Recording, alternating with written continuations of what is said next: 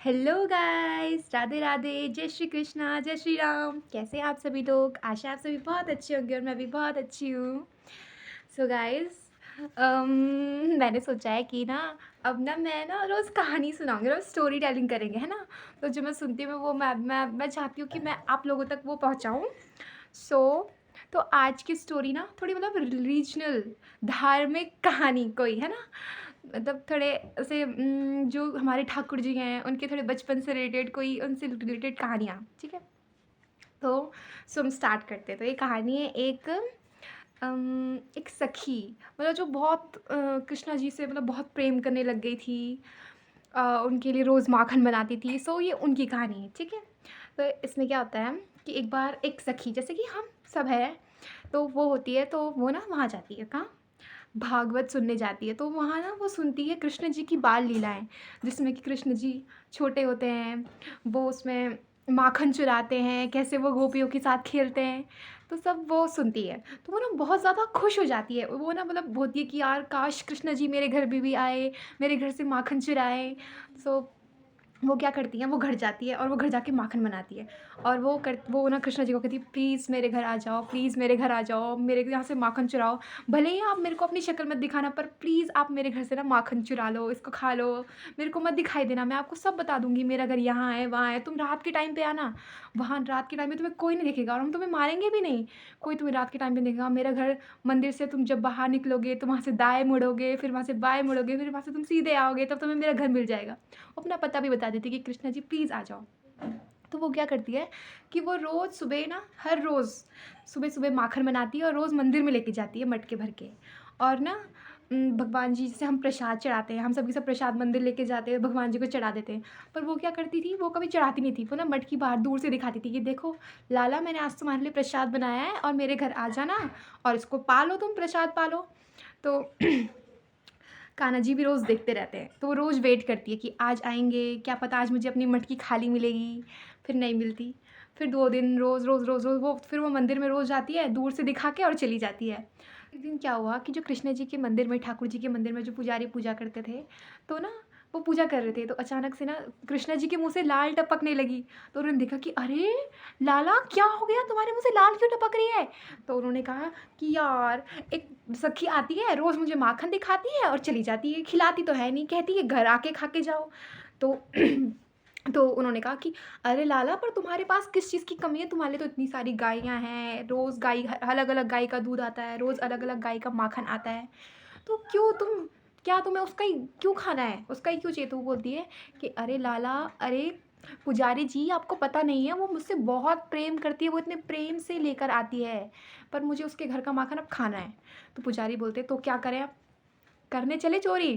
तो कृष्णा जी बोलते चलो ठीक है, अब जब सब मंदिर बंद हो जाएगा उसके बाद तो मुझे खिड़की पर मिलना शाम को। तो पुजारी जी बोलते चलो ठीक है, तो हम जाएँगे। तो फिर जैसी शाम होती है, सब लोग घर जाने लग जाते हैं। तो फिर पुजारी जी खिड़की पर चले पहुँच जाते हैं। तो तब वहाँ पे से वो साक्षात भगवान जी को आते हुए देखते हैं, श्री ठाकुर जी आते हैं। तो फिर वो बहुत उनको देख के ना, उनकी आँखें मतलब वो बहुत ज़्यादा खुश हो जाते हैं पुजारी जी। तो फिर लाला जी कंधे में चढ़ जाते हैं, पैर लटका के बोलते हैं कि चलो, अब चलो। तो बोलते हैं तो बोलते हैं अब जाना कहाँ है? पुजारी कहते हैं जाना कहाँ है? तो ठाकुर जी बताते हैं कि यहाँ से पहले दाएँ जाना है, फिर बाएँ जाना है, वहाँ से सीधा आगे उसका घर है। तो बोलते हैं अरे! वो तो कितनी महान है कि मतलब सारे लोगों को पता होता है आपके घर का और आपको उसके घर का पता है। सारे लोग को भगवान के घर का पता होता है, पर भगवान जी को उस सखी के घर का पता था। वो बोलते हैं कितनी भाग्यवान है वो। तो उस कान्हा जी और ठाकुर जी और पुजारी अब घर चले गए। तो अब घर रात हो गई थी, उन्होंने कहा कि यहीं पे ही है, मुझे सब बताया सखी ने मेरी कि मैंने माखन कहाँ रखा है, तो वो चले गए। अब पुजारी जी चले गए, अब वो जल्दी से मटके लटका रखा था, मटका ना ऊपर, जैसे आपने देखा होगा मटका ऊपर लटकाया रहता है, तो ना उन्होंने लटका रखा था। तो अब पुजारी जी खड़े थे, तो अभी तो पैर लटका रखे थे ठाकुर जी ने, अब पुजारी जी के सर यहाँ कंधे में पैर रख लिए और सर पे हाथ रख के धीरे-धीरे खड़े होने लगे। अब जैसे ही मटके पे हाथ लगा, मटका पकड़ लिया, अब मटके से निकाल के खाने लगे माखन।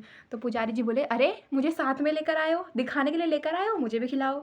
तो फिर अब कान्हा जी ने निकाला, ठाकुर जी ने, और जितना अपने मुँह में गया, गया, बाकी जो बचा वो पुजारी जी को खिला दिया। उनके कोमल-कोमल हाथों से जब पुजारी ने खाया, तो पुजारी तो बहुत वो हो गए, मतलब बहुत खुश हो गए, उनका मन, आँखें आँखें बंद होने लगी, वो सुध-बुध खोने लगे। फिर पुजारी फिर ठाकुर जी ने कहा कि अरे मेरी धोती निकल रही है। तो पुजारी जी ने कहा कि अरे मैं आपको पकड़ूँ या धोती पकड़ूँ? तो ठाकुर जी ने अपने 4 चतुर्भुज 4 हाथ आ गए उनके। तो उन्होंने 2 हाथों से अपने धोती पकड़ ली और 2 हाथों से माखन खा रहे हैं। तो उनके इस रूप को देखकर पुजारी जी और माया, मतलब वो बहुत और उनको उनको बेहोश होने लगे, मतलब ना, और माया में खोने लगे, उनकी आँखें बंद होने लगी, हाथ ढीले होने लगे, और जैसे ही उनके हाथ ढीले होंगे वो बेहोश होके नीचे गिर गए।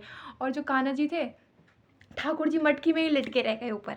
फिर जैसे ही लटके मटकी में, तो मटकी तो धड़ाम से नीचे गिर के टूट गई। फिर सबके सब उठ गए कि अरे अरे घर में चोर आ गया। तो जैसी आई, फिर सखी आई, सखी ने पकड़ा डंडा, और जो पुजारी था वो तो बेहोश हो गए, और जो ठाकुर जी थे वो तो भाग गए। तो सखी ने तो 2 4 5 6 डंडे पुजारी पे ही मार दिए, पर पुजारी जी तो बेहोश थे। वो तो मतलब इतने खुश हो चुके थे माया में, उनकी तो आँखें बंद थी, उनको कुछ पता ही नहीं चला। पर जब वो उठे तो उन्होंने सखी को देखा और सखी के पैरों में गिर पड़े। तो वो सखी के पैरों में गिर गए कि अरे सखी, तुम कितनी भाग्यवान हो। लोगों को सब, मतलब भगवान जी के घर का पता होता है, पर वो तुम्हारे घर के पते के बारे में बता रहे थे कि वो, उसका घर यहाँ है, उसका घर वहाँ है, वो तुम्हारे घर आना चाहते थे, वो तुमसे इतना प्रेम करते हैं। तो और सखी बहुत ज़्यादा खुश हो गई, और फिर ये कहानी यहीं पे एंड हो जाती है। एंड अगर आपको कहानी अच्छी लगी तो लाइक कीजिए, और पता, मैं आपको एक बात बोलना तो भूल ही जाती हूँ कि अगर आपने मेरे चैनल को सब्सक्राइब किया है सो बेल आइकन ज़रूर दबा देना। ओके, और हाँ, अगर आपको कहानी अच्छी लग रही है तो आप अकेले अकेले मत देखो, दूसरों को भी दिखाओ, ठीक है, और शेयर ज़रूर करना। ओके, तब तक के लिए टाटा, बाय बाय। कल मिलते हैं एक नई कहानी के साथ। Okay, bye bye.